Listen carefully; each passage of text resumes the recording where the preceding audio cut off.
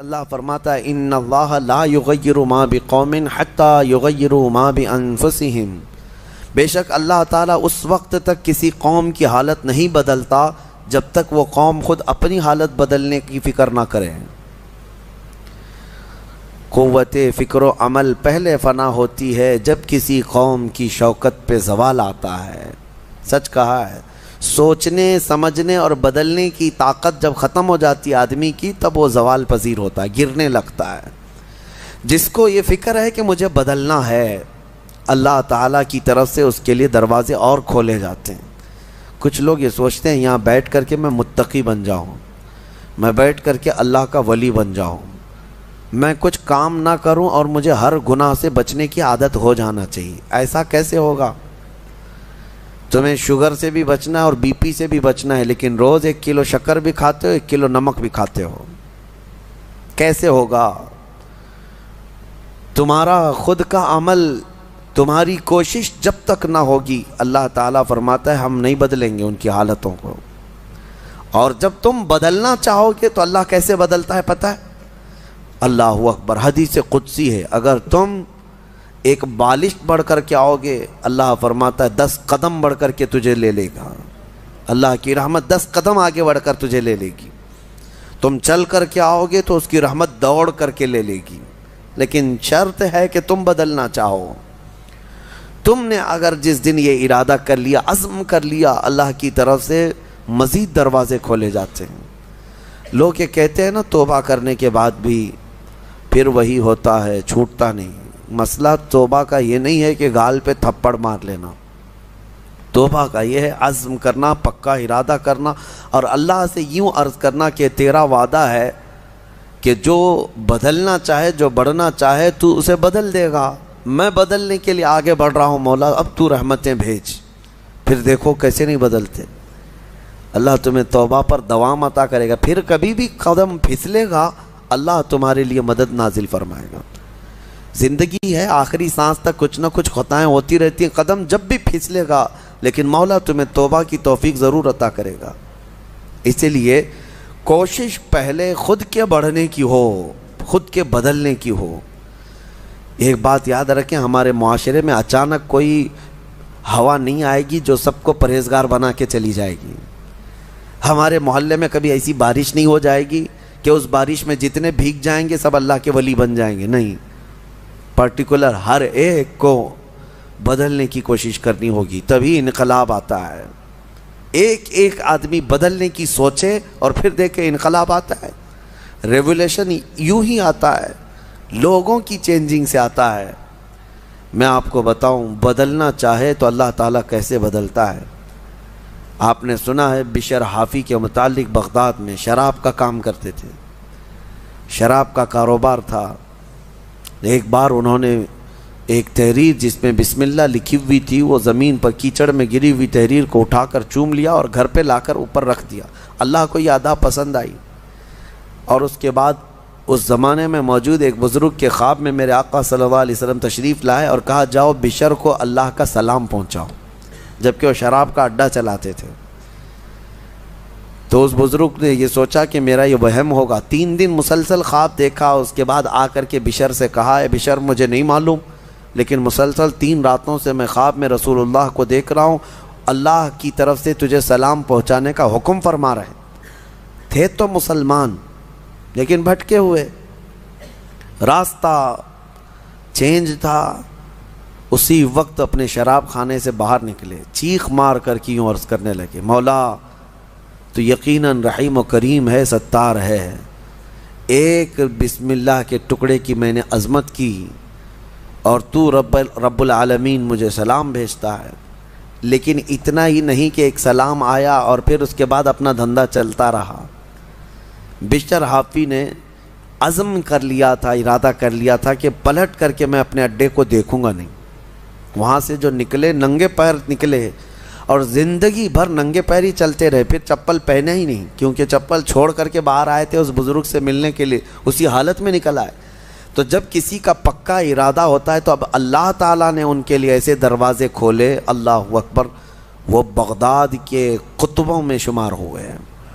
قطب الاقطاب تھے، اللہ کے ولیوں میں تھے. اور حد تو یہ ہے کہ ایک بزرگ نے دیکھا بغداد میں ایک کتے نے راستے پر پیشاب کیا ہے، پخانہ کیا شہر کے راستے پہ.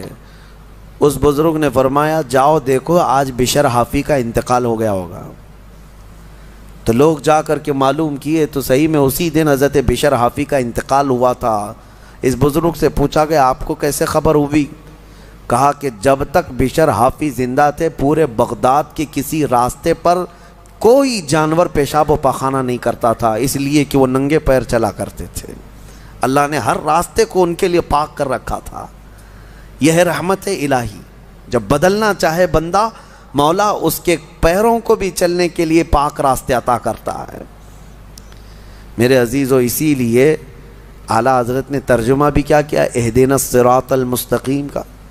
کیا اللہ تو سیدھا راستہ دکھا نہیں چلا، کیونکہ اب میں چلنے کی کوشش کر رہا ہوں، میں آ گیا ہوں، نماز میں آیا ہوں، یہ سیدھا راستہ ہی تو ہے، لیکن اب آگے اے مولا تو چلا.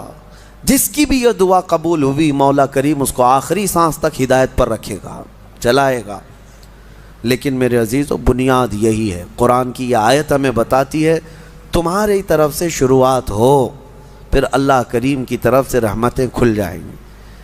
گھر میں بیٹھ کر کے صرف لوگ جو آسان نسخے چاہتے ہیں، واٹس ایپ میں دیکھو ابھی وظیفے بھرے ہوئے ہوں گے ہر جگہ سے. انسٹا میں واٹس ایپ میں اتنے وظیفے آتے ہیں جو اللہ کے ولی بنا دیں گے 2 گھنٹے کے اندر. یہ پڑھنے سے وہ ہو جائے گا، وہ پڑھنے سے یہ ہو جائے گا. دوسروں کا مال کھاتے رہو اور وظیفے کرتے رہو، لوگوں کو ٹوپی ڈالتے رہو اور یہاں 100 وظیفے پڑھتے رہو. ان وظیفوں کا اثر نہیں ہوگا. تمہارے اندر سے تبدیلی ہو. حرام کھا کر کے تم 1000 بار بھی پڑھتے رہو تو تمہاری زبان سے کوئی جملہ آسمان تک نہیں جائے گا. تمہیں ان تمام چیزوں کو چھوڑ کر کے پھر دیکھو آپ کو پتہ ہے محبوب الہی رحمۃ اللہ علیہ کے پاس ایک شخص آیا، کہا میری بیٹی کی شادی ہونی ہے، کچھ دے دیجئے. انہوں نے کہا جا باہر کچھ ڈھیلے پڑے ہوں تو لے آؤ. وہ 3 ڈھیلے لے آیا. آپ نے کچھ پڑھ کر کے دم کیا، لے جا اس کو. اس نے دیکھا ڈھیلے دیے لیکن باہر آ کر دیکھا تو وہ سونے کے تھے. اس کو لے جا کر کے اس نے اپنی بیٹیوں کی شادی کی. کافی قیمت والے تھے اس وقت سونے کے ڈھیلے، لیکن محبوب الہی نے 3 بار قل هو اللہ احد ہی پڑھا تھا. بس صرف 3 بار قل هو اللہ احد کا سورہ پڑھ کر کے دم کر کے دے دیا تھا، لے گا جاؤ. اب اس نے بیٹیوں کی شادی تو کی لیکن نسخہ تو ہاتھ میں آ گیا تھا نا. گھر میں بہت سارے ڈھیلے جمع کر لیا، بہت سارے پتھر اور اینٹ بھی لا کر کے بیٹھا اور رات میں قل هو اللہ احد پڑھنے لگ گیا. 3 بار تو چھوڑو 100 بار ہو گئے. آنکھ کھول کر کے دیکھتا تھا وہ ڈھیلا ہی تھا، بدلتا ہی نہیں تھا. 1000 بار ہو گیا سورہ اخلاص، 1000 بار کے بعد بھی وہ ڈھیلے ویسی رہے. وہ دوسرے دن اٹھ کر کے آیا اور سوچا کہ پتہ نہیں اور کیا پڑھے تھے. پوچھا محبوب الہی سے کہ آپ کیا پڑھ کر کے مجھے دیے تھے؟ کہا 3 بار قل هو اللہ احد کا سورہ پڑھ کے دیا تھا. کہا میں 1000 بار پڑھا ابھی بھی ڈھیلا ہی ہے.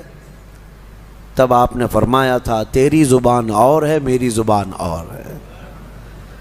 اللہ کریم اس کے ان بندوں کی ہر بات کی لاج رکھتا ہے جو اس کے لیے بدل جاتے ہیں، اس کے لیے چھوڑ دیتے ہیں ہر چیزیں. یقیناً آج آپ کے لیے بھی بہت ساری ہیں دعائیں آپ کی مستجاب ہوں گی، اللہ آپ کی زبان میں اثر عطا کرے گا. اس کے لیے کچھ چیزیں چھوڑنے کی کوشش کرو. اس کے لیے کچھ نہیں بلکہ بہت ساری چیزیں چھوڑنا ہے. حرام چھوڑنا میں آپ کو بتاؤں یہ تو مسلمان کے لیے فرض ہے. بعض لوگ یہ کہتے ہیں میں شراب نہیں پیتا، پرہیزگار آدمی ہے، چوری نہیں کرتا، پرہیزگار آدمی ہے، جوا نہیں کھیلتا، پرہیزگار آدمی. نہیں، شراب نہیں پیتا، جوا نہیں کھیلتا، چوری نہیں کرتا، پرہیزگار نہیں، مسلمان ہے بس. مسلمان ہے بس. شک کی چیزوں سے بھی بچتا ہے تب پرہیزگار ہے. حرام چیزوں سے بچتا ہے تو مسلمان ہے. مسلمان کے لیے اتنا تو کرنا ہی ہے. جو شک والی چیزیں ہیں ان سے بھی بچتا ہے تب وہ اتقیاء میں ہے، پرہیزگاروں میں ہے. بہرحال اللہ کریم ہمیں خود کو بدلنے کی توفیق عطا فرمائے. آج پوری امت کے لیے یہ چیز ہے، پوری امت کے لیے. کاش ہمارا یہ پیغام ہر نوجوان تک پہنچے جو شب قدر میں اور جمعہ کی بھیڑ میں اور نہ جانے کتنی راتوں اللہ کی بارگاہ میں دعا کرتے رہتے ہیں، اے اللہ امت پر رحم فرما دے۔ ٹھیک ہے، دعا ہونی چاہیے، لیکن کیا صرف اور صرف ہم دعا کرتے رہیں اور اپنے آپ کو کبھی نہ بدلیں؟ کبھی نہ بدلیں؟ جتنے لوگ اس بھیڑ کی دعا میں شامل ہوتے ہیں تو پھر وہ اپنے آپ کو تبدیل کیوں نہیں کرتے؟ اللہ کی بارگاہ میں مانگ کر تو جاتے ہیں بھیک، فجر میں نہ نمازوں میں ان کا کوئی شمار ہے، نہ پھر رمضان کے احترام میں ان کا کوئی حصہ ہے۔